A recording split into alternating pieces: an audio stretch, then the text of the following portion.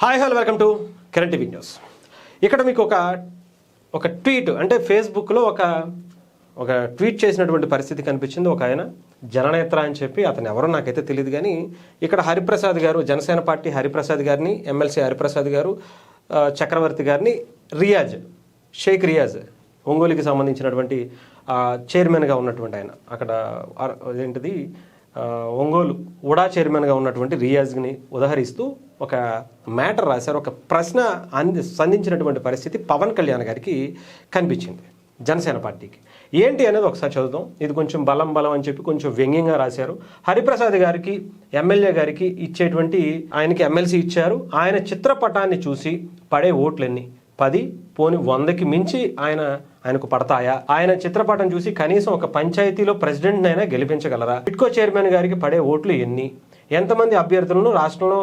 అంత కాదు, ఆయన సొంత జిల్లాలోనే గెలిపించడం కూడా కాదు, ఆయన చిత్రపటంలో కనీసం డిపాజిట్లు అయినా వస్తాయా అనేది అలా చెప్పారు. అలాగే ఆర్టీఏ కమిషనర్ గారు జనసేన పార్టీలో ఆఫీస్లో తప్ప ఇంకెవరికి కూడా, ఆయన కేడర్కి కూడా తెలీదు అన్నారు. ఓకే, ఒంగోలుకి సంబంధించినటువంటి రియాజ్ కూడా సేమ్ అదే సంబంధించినటువంటి పద్ధతి అని చెప్పారు. సరే, ఇది ఎవరైనా సరే విమర్శ చేయొచ్చు, సద్విమర్శ 100% చేయొచ్చు. విమర్శల్లో కూడా చాలా కొంచెం హుందాతనం కల్పించాలి డెఫినెట్గా. ఎందుకంటే ఆయన ఫేస్ని, దాని గురించి ఆయన ఫేస్ని చూసి ఎన్ని ఓట్లు పడతాయి అనేటువంటి మాటలు కరెక్ట్ కాదు. అంటే పర్సనల్గా బాడీ షేమింగ్ చేస్తూ చేసేటువంటి విమర్శల్ని తిప్పి తిరిగి మీకే పెడితే ఎలా ఉంటుందో ఆలోచించు. మనమేం అందగాళ్ళం, మనమేం 6 అడుగుల ప్రభాసులమో, చిరంజీవి గారమో, పవన్ కళ్యాణ్ గారిలో కాదు కదా. ఎవరికి ఉండేటువంటిది వాళ్ళకు ఉంటుంది.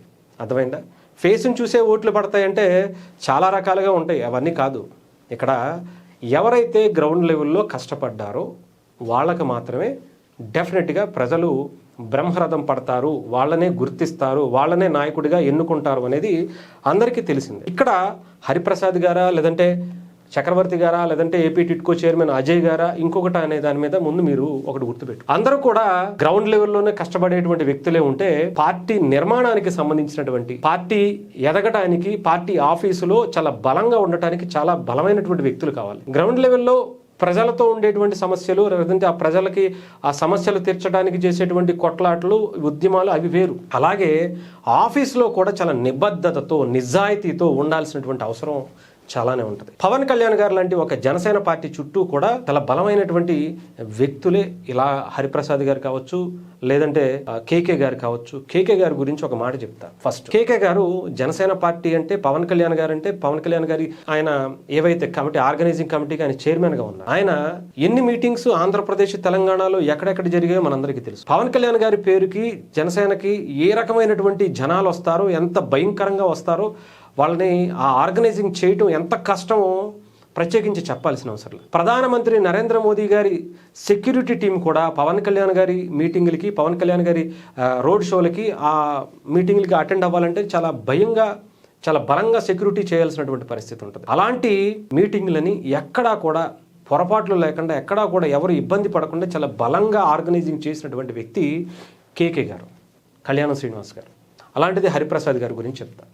హరిప్రసాద్ గారు డెఫినెట్గా ఆయన మంచి ఉద్యోగం చేసినటువంటి వ్యక్తి. ఈటీవీలో కావచ్చు, మా టీవీలో కావచ్చు, చాలా బలంగా ఒక మంచి స్థాయిలో ఉన్నటువంటి వ్యక్తి. ఆయన ఏదో చిన్న ఉద్యోగాలు చేయలే ఈటీవీలో, నాటిలో చాలా మంచి స్థాయిలో, మంచి పొజిషన్లో ఉన్నటువంటి వ్యక్తులు. అలాంటి వ్యక్తులు వాళ్ళు ఇంకా మంచి పొజిషన్కి వేరే నేషనల్ మీడియాకి వెళ్ళొచ్చు, ఇంకా వాళ్ళు అనుకుంటే ఇంకా పెద్ద స్థాయికి వెళ్ళొచ్చు. కానీ నమ్ముకున్న వ్యక్తికి ఆయన చుట్టూ వేరే వాళ్ళు ఎవరన్నా వస్తారేమో, ఒకసారి ఆల్రెడీ ప్రజారాజ్యంతో చాలా దెబ్బ పడింది.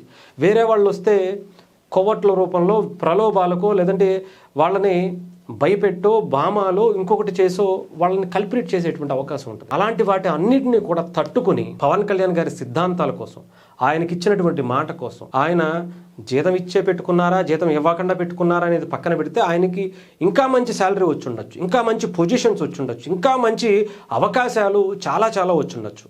కానీ అవన్నీ వదులుకొని కేవలం పవన్ కళ్యాణ్ గారి కోసం, జనసేన కోసం ఆయన ఎన్నో నిద్రలేని రాత్రులు, ఎన్నో అవమానాలు, ఎన్నో అవహేళనలు, ఎన్నో ప్రలోభాలు, ఎన్నో ఆయన్ని ఇబ్బంది పెట్టి, భయపెట్టి చాలా రకాలుగా చేశారు. చాలామంది చాలా రకాల దాడులు కూడా చేశారు అతని మీద. అలాంటివన్నీ కూడా తట్టుకొని ఆయన నిలబడ్డారు. కొన్ని తప్పులు ఉండుండొచ్చు, 100% కిరణ్ టీవీ కూడా చాలాసార్లు హరిప్రసాద్ గారిని విమర్శించింది. ఆయన చేసేటువంటి పనులను కూడా ఇది తప్పు అని చెప్పేటువంటి ప్రయత్నం చాలాసార్లు చేసింది కిరణ్ గారు కానీ మేము కానీ.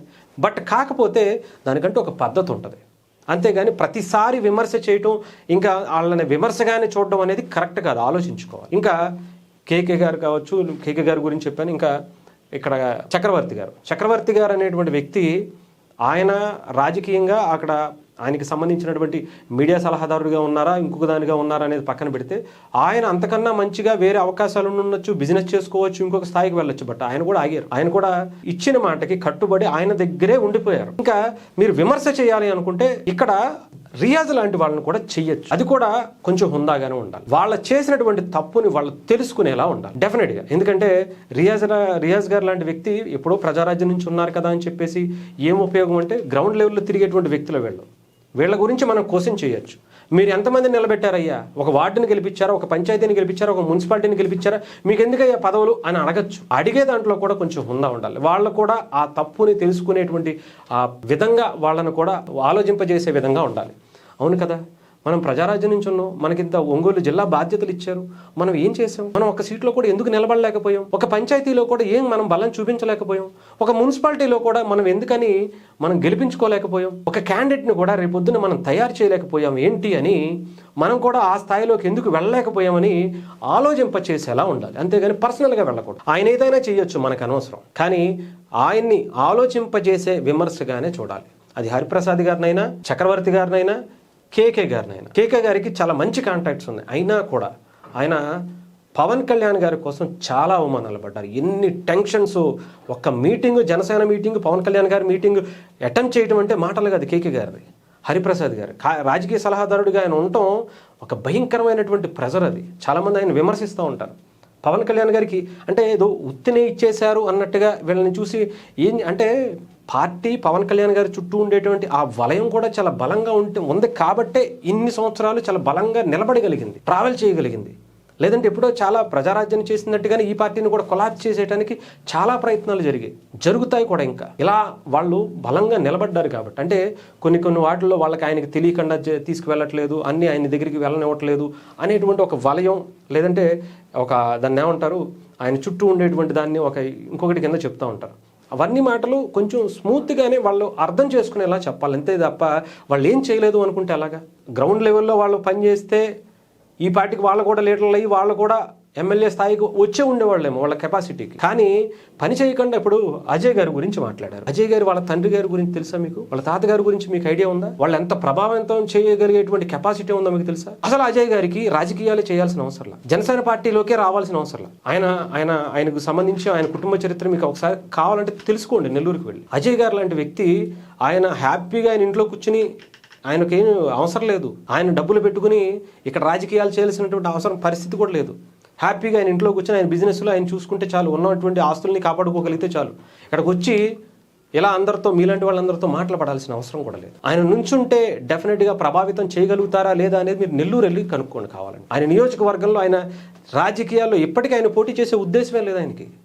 నాకు తెలిసి పోటీ చేయరనే నేను అనుకుంటున్నాను, ఎందుకంటే చాలాసార్లు మాట్లాడాను కాబట్టి చెప్తాను. ఆయన అంత బలంగా ఎందుకోసం అంటే, ఒక వ్యక్తి కష్టపడుతున్నారు. పవన్ కళ్యాణ్ గారు ఏరుకోరి తెచ్చుకున్నారయ్యా వీళ్ళందరినీ, ముఖ్యంగా అజయ్ గారు లాంటి వ్యక్తిని పిలిచి పార్టీలోకి జాయిన్ చేసుకున్నారు. అన్న మీలాంటి వ్యక్తులు ఉండాలి, మీలాంటి అంటే విద్యార్థి నాయకుడిగా మీలాంటి వ్యక్తులు సీనియర్గా నేషనల్ మీడియాలో చాలా అనర్గళంగా పార్టీ సిద్ధాంతాలను, జనసేన భావజాలాలని, పవన్ కళ్యాణ్ గారి ఆలోచనల్ని బలంగా నేషనల్ మీడియాతో సహా మాట్లాడగలిగేటువంటి సత్తా ఉన్నటువంటి వ్యక్తి కాబట్టి ఆయన గుర్తించి ఆయన తెచ్చుకున్నారు పార్టీలోకి. ఆయనకి ఇప్పటికీ పోటీ చేయాలనేటువంటి ఆలోచన లేదు. నెల్లూరులో చాలా బలమైనటువంటి నాయకత్వాన్ని ఆయన తయారు చేస్తున్నారు. ఆయనకు 100 మంది ఓట్లు వేస్తారా, 1,00,000 మంది ఓట్లు వేస్తారా అనేది పక్కన పెడితే, ఒక కొత్త నాయకత్వాన్ని, ఒక యువ నాయకత్వాన్ని, జనసేన కోసం కష్టపడేటువంటి నాయకత్వాన్ని ఆయన గుర్తించేటువంటి పనిలో ఉన్నారు. ఏం చేశారు అంటే రేపు ఎలక్షన్స్లో తెలుస్తుంది. ఆయనకి బాధ్యతలు ఇచ్చిన తర్వాత నెల్లూరు జిల్లాకి సంబంధించి ఆయన ఏం చేశారు అనేది రేపు ఎలక్షన్స్ వచ్చిన తర్వాత తెలుస్తుంది. అది గుర్తుపెట్టుకోండి. అలాంటిది ఇంకా చాలా మంది ఉన్నారు. నేను చెప్తున్నాను కదా, ఎవరి గురించి అయినా కానీ మనం మాట్లాడే ముందు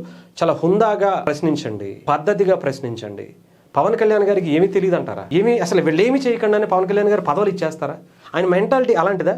ఆయన మైండ్ సెట్ అసలు ఏమి చేయకుండా ఖాళీ కూర్చుంటే వాళ్ళకి పదవులు ఇచ్చేసేటువంటి పరిస్థితి ఉంటుందా? మనం కామన్ సెన్స్తో ఆలోచించాలి కదా. వాళ్ళు ఎంత కష్టపడితేనే, పవన్ కళ్యాణ్ గారి కోసం ఎంత నిలబడితేనే, రత్నం గారు, ఆడిటర్ రత్నం గారి దగ్గర నుంచి, మహేందర్ రెడ్డి గారి నుంచి, శంకర్ గౌడ్ గారి నుంచి అనేక మంది ఆంధ్రప్రదేశ్కి సంబంధించినటువంటి మిగతా ఏవైతే కార్పొరేషన్ చైర్మన్లు వీళ్ళందరికీ ఊరికి ఇచ్చేస్తారా? గ్రౌండ్ లెవెల్లో పనిచేసే వాళ్ళకి సంబంధించి వాళ్ళు ప్రజల లోపలికి చొచ్చుకు వెళితేనే, వాళ్ళ నాయకుడిగా ప్రజలు గుర్తిస్తేనే నాయకుడు అవుతారు. కానీ వీళ్ళందరూ పవన్ కళ్యాణ్ గారు వాళ్ళు చేసినటువంటి పనిని గుర్తిస్తేనే ఈ రోజు వాళ్ళకి పదవులు వచ్చాయి. అది గుర్తుంచుకోండి. ఏది పడితే అది మనం పవన్ కళ్యాణ్ గారిని క్వశ్చన్ చేసేయడం అంటే దానికి కరెక్ట్ కాదు. పవన్ కళ్యాణ్ గారు ఏమీ చేయకపోతే మీరు ఆలోచించుకోండి. వాళ్ళు అసలు ఏమి పని చేయకపోతే, వాళ్ళ వల్ల పార్టీకి నష్టం జరిగితే వాళ్ళకి ఈ రోజు పవన్ కళ్యాణ్ గారు ఎందుకు ఉంచుకుంటారు? ఆలోచించుకోవాలి. విమర్శ చేసేటప్పుడు మనమే పెద్ద గొప్పోళ్ళు, మనకన్నా పెద్ద తోపులు లేరు అనేటువంటి భావజాలంతో ఉండాలి. తప్పులు చేస్తే గ్రౌండ్ లెవెల్లో ఉన్నటువంటి రియాజ్ గారు లాంటి వ్యక్తులను, ఇంకొకళ్ళను, వాళ్ళని మనం ప్రశ్నించవచ్చు, వీళ్ళని కూడా ప్రశ్నించవచ్చు. వాళ్ళు చేసేటువంటి తప్పుల్ని డెఫినెట్గా కిరణ్ టీవీ చాలాసార్లు ప్రశ్నించింది. అలాంటి దాన్ని తీసుకుంటే తప్ప అనవసరంగా ప్రతిదానికి మనం వాళ్ళలో ఉన్నటువంటి నెగిటివ్నే తీసుకెళ్ళాలి, వాళ్ళని కించపరచాలి, వాళ్ళ మీద ఏదో ఒక రకంగా వాళ్ళని బ్యాడ్ చేయాలనేటువంటి దాంట్లో ఉండకండి దయచేసి. అది జనసేనకు కూడా బ్యాడ్ అవుతుంది.